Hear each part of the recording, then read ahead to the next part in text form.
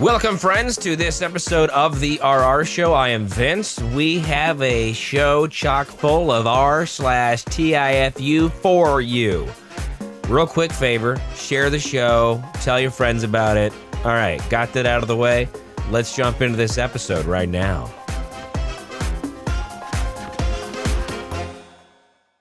Our first story, of course, comes from r/TIFU, posted by user oddleague1728.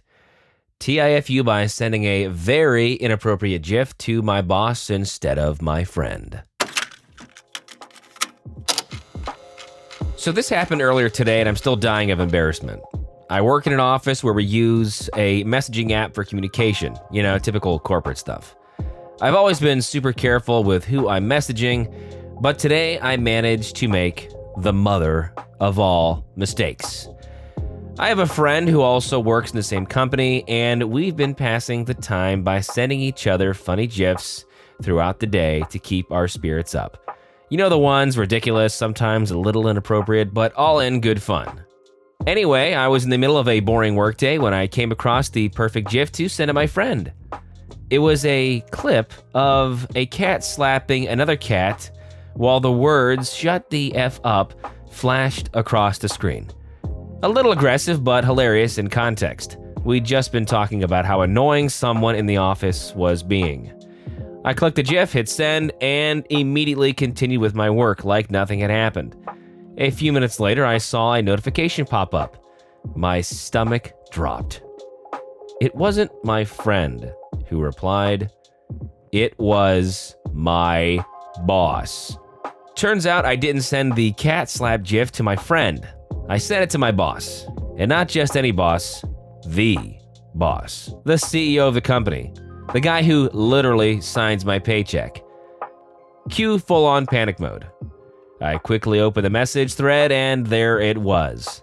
The aggressive cat slap GIF sent directly to the CEO with absolutely zero context. No, hey, sorry, wrong message. This was meant for someone else. Just a GIF of a cat telling the CEO to shut the F up. I was horrified.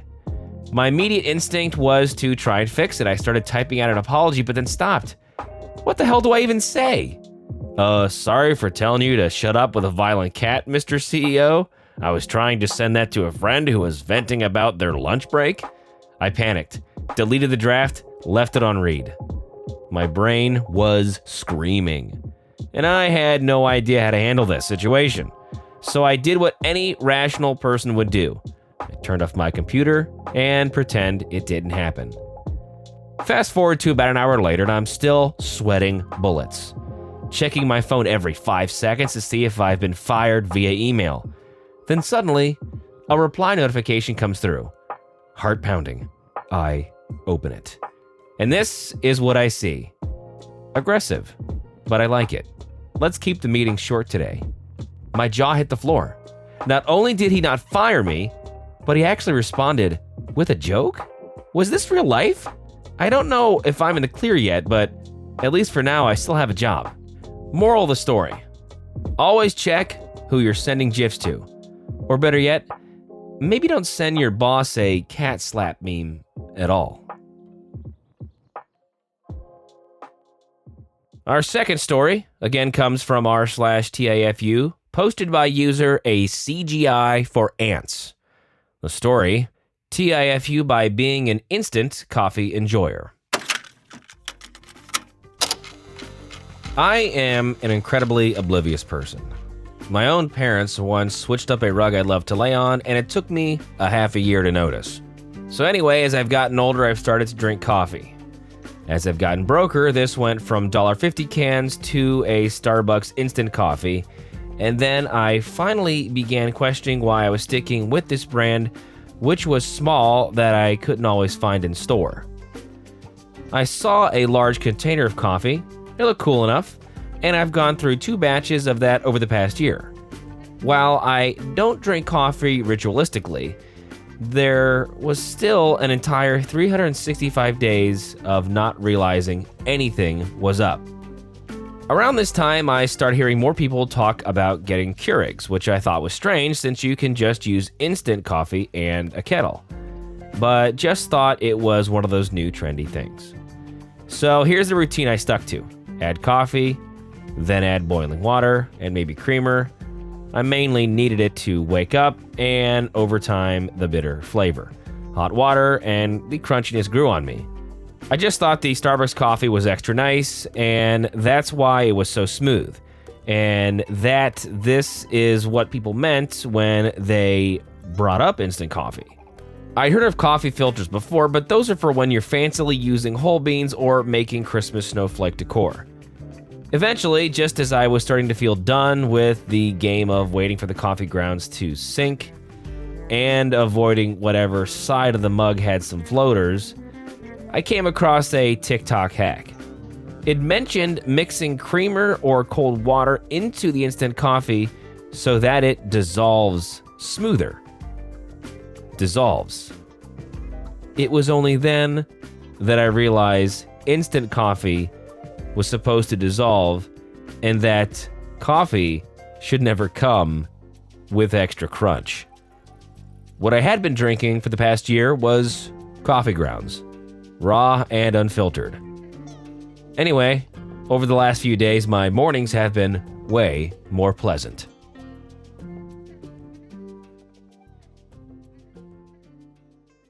The third story comes from r/TIFU again, posted by user Medican.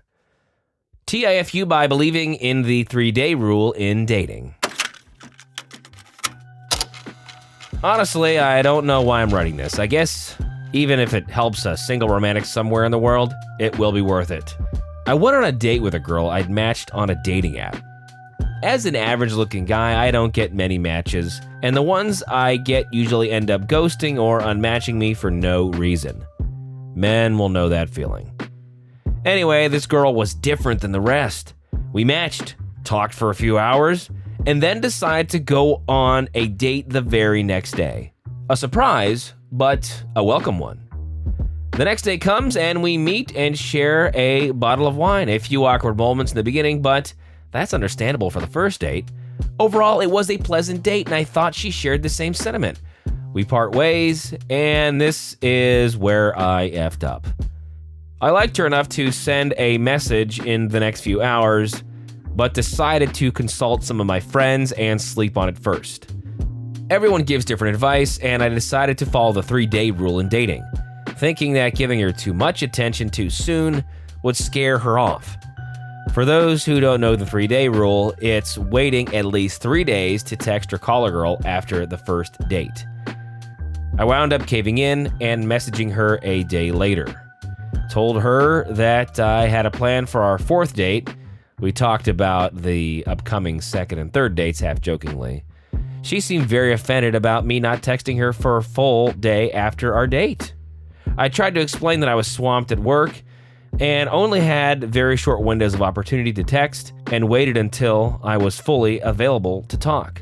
I apologized twice and expressed my willingness to go on another date. She sent me a few cold messages and finally unmatched me.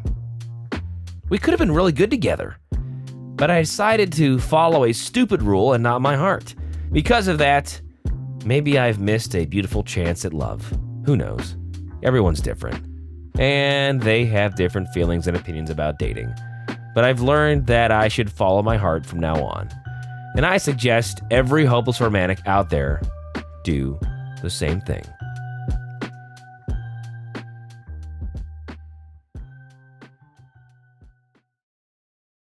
Another story, this one, of course, again, from r/TIFU, posted by user 5thwall0666.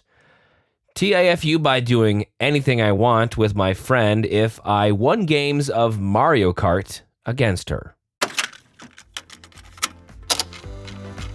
My friend and I would enjoy playing video games together, but on several occasions she would want to up the stakes and make things more interesting.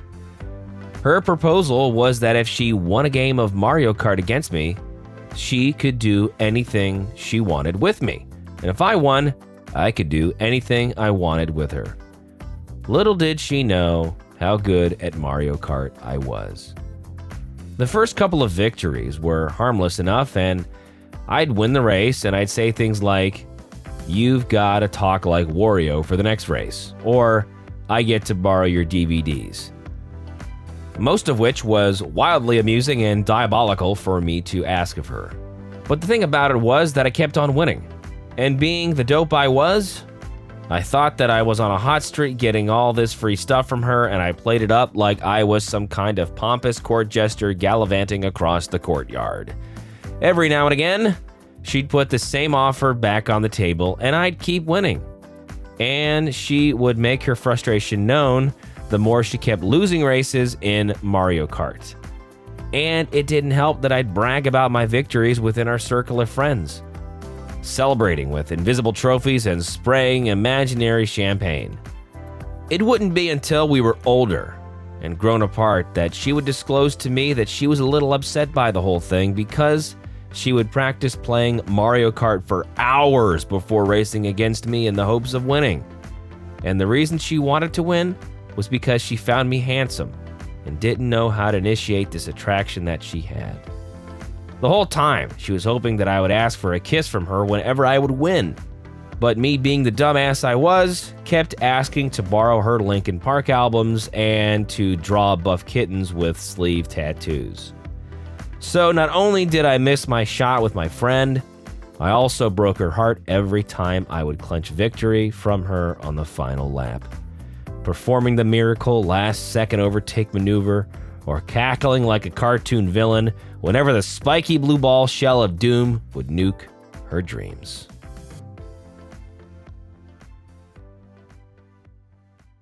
Our final r/TIFU story comes from user Everything Sucks Suggos. TIFU by yelling at a perfectly nice customer care employee when the fault was entirely mine. Background. I moved to a new country 2 years back, and the primary bank account I use is the most commonly used here. Up until July, I didn't use a credit card, but since moving here, I have lost money thrice from unauthorized transactions and have gotten a refund only twice. But it has put me in positions where even though I've received refunds later, I have been outside the country without a card as I had to block it after a fraud transaction. The bank told me the only way to deal is by getting a credit card, which would ensure that I would at least get the money back even if they couldn't stop the thefts, as apparently it's quite common here. So I get the credit card. Today I realized there is a transaction of some $300 US dollars from Singapore on my card. The merchant just said SGP. I guess because of my previous experiences with the bank, I just lost my cool without going through all of my transactions. I didn't need another fraud situation to deal with at 9 a.m. I called the bank up, and there was a very nice girl on the customer care line who, after checking a lot, told that it appears to have been a secure transaction and it happened because I authorized it. I kept telling her I have nothing to do with Singapore, and I had no idea what SGP was. She said the best she could was block my card and give me a new one, but a refund was pretty much impossible, and the only way I could try was if I contacted the merchant and asked for a refund directly. But when I asked who SGP was, she said she didn't know either because that's all she could see too, and that I'd have to raise a dispute form, etc. with the bank to get more info, but given the nature of the transaction, it wasn't likely that I would get my money back. I don't know how I could let loose the way I did, but I just was so rude with her. Told her thanks for nothing while she kept saying, "I am so sorry you went through this," and I snapped and said, "Save your apologies." Just the textbook version of the worst Karen. 2 minutes after hanging up, I was horrified. I realized my boyfriend had bought SGP Airlines tickets with that card, which he had given me a heads up about before buying a few days ago. I was almost in tears of guilt at work, and I called back the bank to apologize. I begged them to put me through to the girl, and they tried, but they said they couldn't get through to her because she was on the line with someone else. But they said, "Don't worry, we will 1000% convey your message," but I'm pretty sure they won't. I begged and said I'll wait, but they said we're really sorry, the system won't allow. So I'm just the worst person on earth. Is there really a chance that they'd inform the poor woman that I had called to apologize? Or is there any way I can redeem this?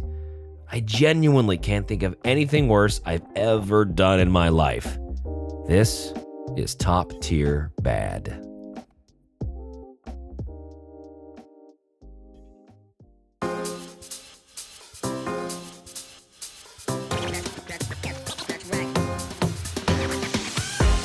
So thanks for being with us. The RR Show is a production of Evergreen Podcasts and Wessler Media. Now, if you'd be so kind, please follow or subscribe to our show wherever you get your podcasts. And if you're feeling extra nice, you might as well leave a 5-star review. But for more, visit the website, rrshow.com. That is rrshow.com. I'm your host, Vince. Thank you to my producer, Kevin, and we'll see you next time here on The RR Show.